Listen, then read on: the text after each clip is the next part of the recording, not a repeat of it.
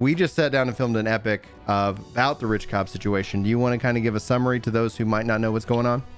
Yeah, so, anybody that has been away for a while or hasn't been paying attention is wondering why they have to wait to log in. There's been a lot of new faces coming to Final Fantasy XIV, and that has been true both on, this side of a camera and on the other side. And so naturally, some bigger personalities have made their way over, especially with World of Warcraft being in a rough spot.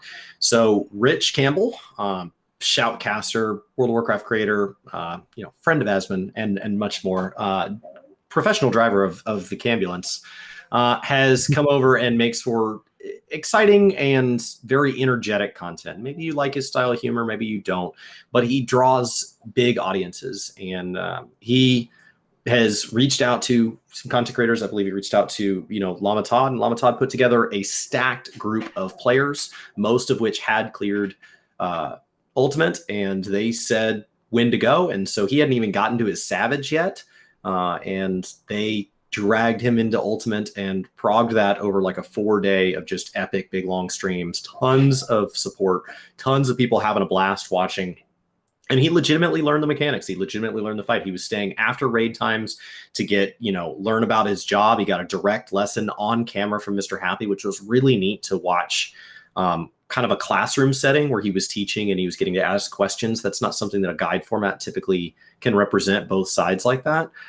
He was staying up late and watching guides after stream. And so he put in the work. And he got it clear, but he did it with a stacked group. And so he wasn't having to deal with other people in the group, maybe not learning as fast as him or making more mistakes than somebody who's at least cleared the content once typically would. And so now that he's gotten his clear, there is a portion of the community that believes that clear should have an asterisk next to it or should not have been allowed to have happened, or are frustrated that it should not count.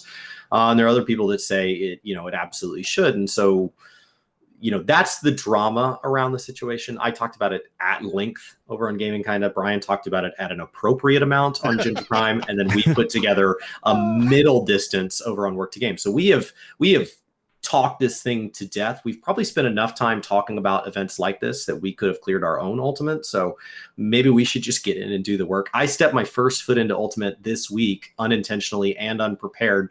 And so we didn't even make it past Twintania. So I can tell you, and I was with Ren and Todd. And so I was with talented players. That does not stop you from dropping a twister on the party and launching them into the wall.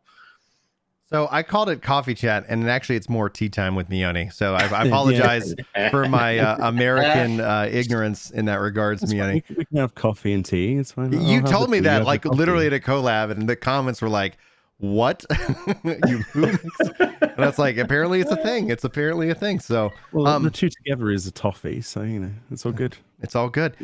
What's the take, obviously, on the latest community drama? I've got my own thoughts, but Chris and I've already shared, but I'd be very curious from your perspective. Like, obviously we've seen a huge upswelling within 14, and then we have this long gap until Endwalker. Like, what is your read on both UCOB, but also Asmon and Rich Campbell and the WoW community basically migrating over? Well, okay. Well, the first thing I want to talk about is the RICHCOB thing, because I think that it's kind of sad that people were like, it's impossible to do. Oh, you can't pug this. You can't get carried through this content. And then Rich goes and he clears this content, as you say, with a stacked group of people who know what they're doing. But then they're like, oh, you were carried afterwards. It's like they need to make up their decision of if this is you can't boost someone or you can boost someone. I think that the people who are complaining for the most part are so full of salt. It's unbelievable. That's my take on it. I read all of these people slamming Rich, and I'm just like, really? Really why? You could do the same thing. You could actually join a group with people who have done this before. As I think Rin themselves have posted out, they do tons of party finder groups. The majority of the clears that they've got through UCOB haven't been specifically with a set group. Those have been through party finder groups, helping people who are on their last few bits of progression on there. You can't just immediately expect to drop into content and clear it. But as you've said, Chris, Rich was watching guides. He was reading things. The dude went into full focus mode on the streams. I watched as much as I physically could around my time schedule as well. And I was like, wow, he really is going man mode on this. He's focusing harder than probably I would if I was streaming, you know. Props to the guy, and I don't think people should take that away from him or anyone else. But one of the things I have seen that's a positive out of all of this drama is that it's created this hubbub of people going, you know what? If he can do it, I can do it. And now we've got party finder groups going, right, we're going to try and progress on this. And at least on the EU side, on Chaos, where I play, we have like 30 odd groups for UCOB, like at peak time. All progression on different stages, and people can list their progression. I've not seen that, because normally people are like, yeah, you're never going to do that, Meoni. You're not skilled enough. Okay, right.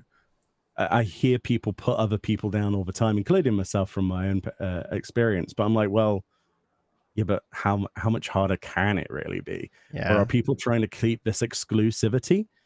And I've encountered this elitism a couple of times in this community before. First of all, I did a video a long time ago on how to unsynchronize Omega, so the last AlphaScape, and how to cheese a certain mechanic. They called it Goodbye World, or the Meoni strat. It's used in. Oh, you got it named after you? Yeah, it's used. That's Todd's dream. That's Llama Todd's dream to get it. Right? He wants a Todd strat. So much hate mail from people saying that I've ruined the prestige of that mount now because I've allowed more people an easier way to get a mount. And I don't know if I can swear on this program, but screw go those ahead. people. Yeah. We're on gaming radio right now. We can have a little bit of a language. I've experienced this side of our community before, and this does not surprise me that people were full of salt that day. But you're usually given a pass because you have a nice voice. We've seen trash posts be like, well, you know, I don't really like what Meoni says either, but he has a good voice. Like usually you're given a little bit of softness. You know, usually there's at least a glove on that hand before it hits you. A glove on the hand, yeah. Some flowers, maybe. Yeah. A scented slap around. A little bit, yeah. A little, you know. Scented slap. That's how it is. A little slap at a biscuit with his gloves, and he takes them off and starts slapping someone. Yeah, that's what I'm imagining right now. But yeah, I think it's all overhyped bullshit at the end of the day. Like I can't believe that people are so angry about it, but it's still a really difficult encounter. You know, Rich can't just stand there throughout the entirety of the fight. It's not possible. You know, he has to keep moving. He has to put things in the right place. He has to be in the right place at the right time. It's so unforgiving. And anyone who thinks that you can carry somebody, well, they'd have to be extremely skilled already. And I think he overcame that by becoming skilled through repetition and learning. And it proves, what was it, 4 days? Was it 4 days to clear? To make them more mad, he's been playing Summoner and learning Summoner. And he boosted Machinist to do this.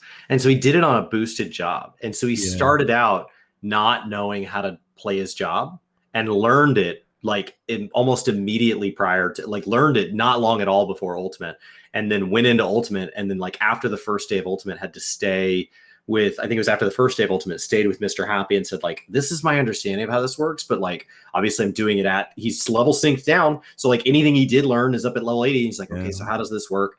And so like Mr. Happy teaching him. So like, just to further insult people that are like, you can't learn to play a job if you boost and all that, like across the board, it does feel a little like Rich was trying to troll them. But if you know Rich, if you hung out with Rich at all, he will go tweet something out and like live on air will go through a couple tweets in his head to try to make it into the most inflammatory version of what it can be. So like he's poking this bear.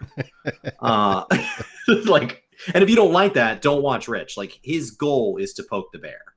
Absolutely.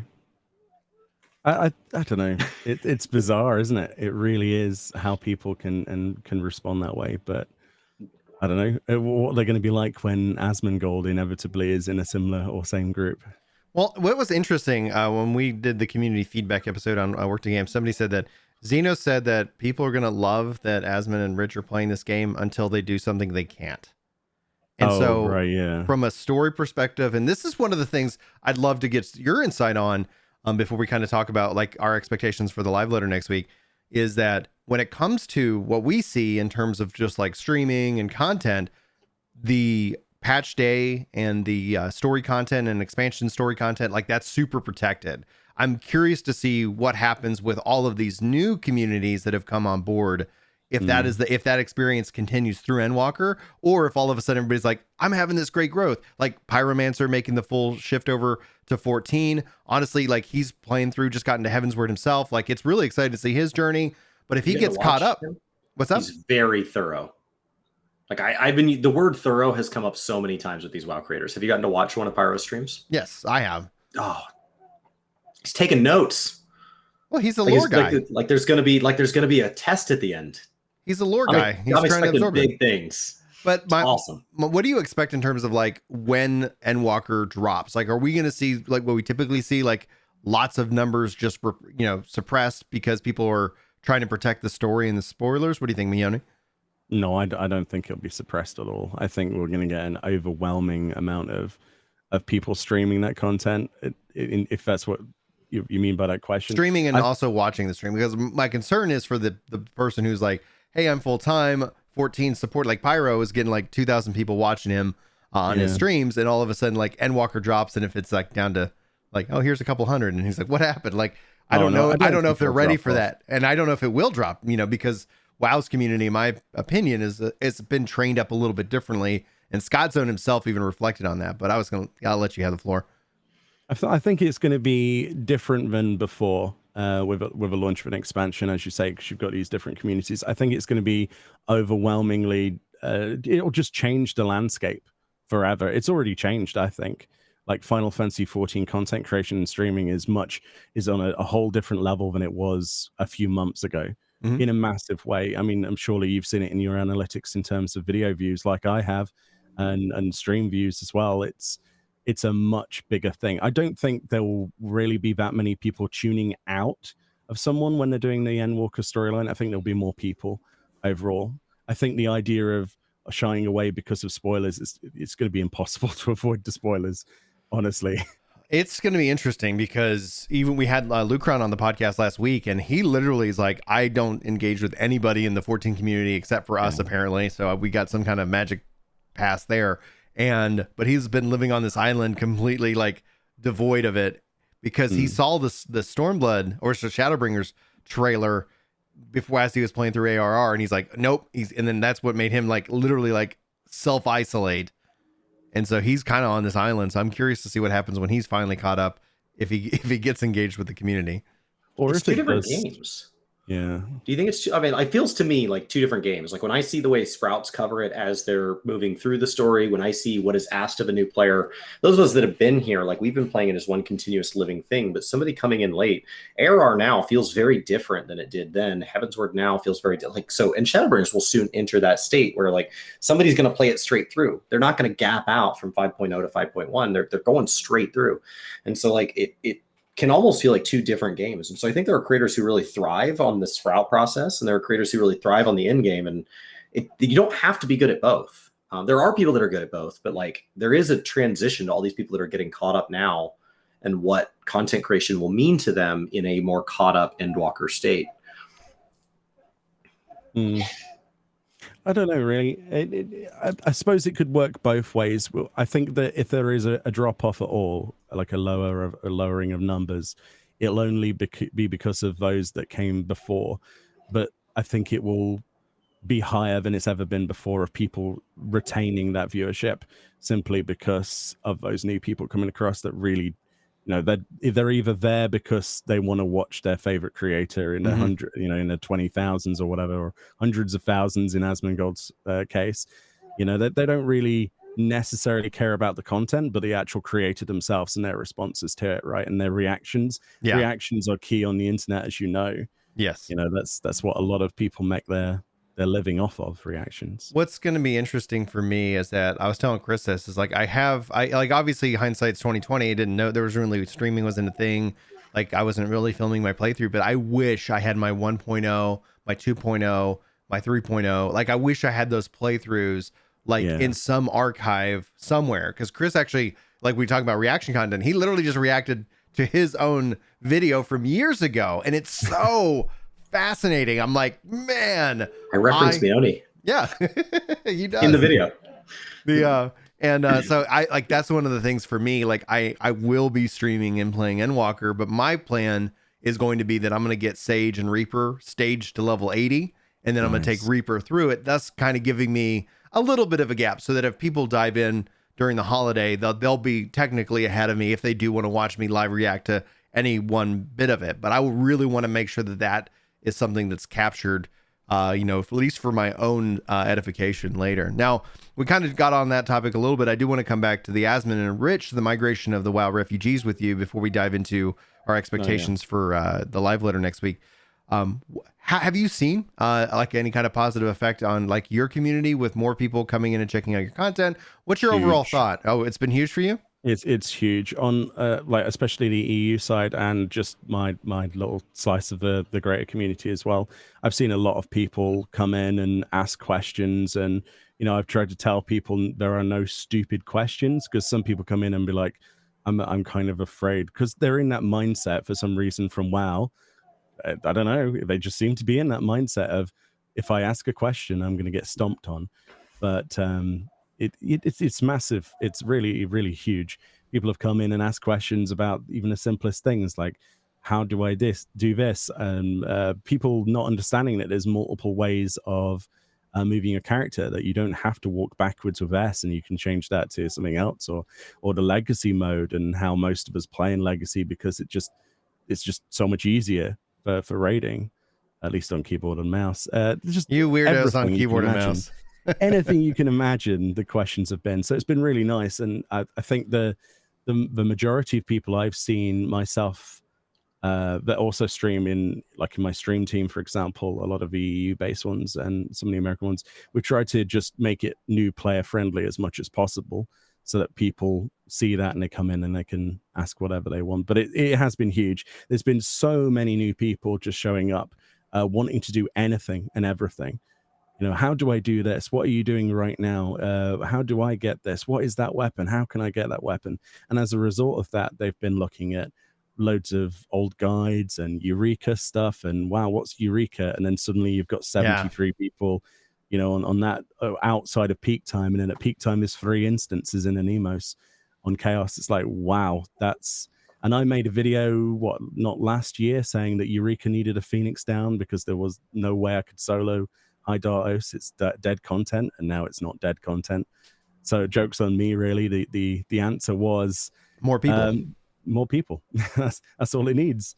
Now, what would you want to change to Eureka? Like the overall, like what would you think would be a good change in this late in its life to help kind of make it more relevant? We talked about this in a very old episode together, a podcast, and I'll bring that back up. And we both agreed that either a level sync system on our own, or with a trust system, would be the ideal way. And I still think either of those, or a mix of something like that with that tech, would be amazing. Use a trust system tech with squadrons or something. Yes, for it. For me, like one of the things like I've really appreciated from the Asmon and Rich and everybody kind of diving into new content, like it's made me go, oh, what else would I like to do? What are these things that I really never make time for? I finished my first ever relic in Final Fantasy XIV. First ever. I've started every one and I've quit every one. The Resistance. Nice. Yes, dude. And I love it. Thank you. I'm actually working on. What did you go for? Sorry, I got the White Mage one. And and then I'm going to finish the Gunbreaker up next, and I think probably just kind of plugging away in it. And we're working on a tower climb for Heaven on High. We're on floor 80. We'll hopefully get that maybe knocked out on Friday. Then I'm looking at if I can get that clear, maybe I can get a Palace of the Dead clear. Like I'm just like, oh man, same thing applies to Eureka. Like the whole reason I bring all this up is I'm also I need to start making sure that at least once a week I do my challenge log for Eureka, so I can make some form of progress, because I think my biggest bucket list regret is that I haven't touched Baldesian Arsenal. Oh yeah, that should be at the top of your list for sure. It's so incredibly easy with the wonderful groups that we have now on Discords and other communities that are running that. On Chaos, we have the late night Discord. Shout out to the late night Discord, who do pretty much weekly runs now. They were doing 2 every week, but now I think they're up to like 5 or something. It's insane. They're doing this thing practically every night because of the new people that have come in and gone, if there's one thing I want from this game, it's that amazing looking elemental set, a badass weapon, and the mount. So there they go. It's yeah, Baldessian is something you need to do. I wholeheartedly support that. But make sure, if you're doing Heaven on Eye, by the way, since you said you're close to a clear, do it 4 times and you get a mount. So do it 4 times. Clear it 4 times. All right, done and done. That's your mission. And then Chris has challenged me to create my one-man show and sell it to Netflix. So that's do it. Yeah. So I've got a lot that I'm trying to accomplish. Before a lot Endwalker. Oh no, before not Endwalker. 70 days. I did not put that kind of time. Bo Burnham had 18 months and no kids. I've got 5 kids. I figure, multiply 18 months by 5 and boom, there's my Netflix special. Ginger on Ginger. Coming to Netflix. Ginger of Light. Ginger of Light. Welcome to my Netflix special. My comedy is only for a small niche audience.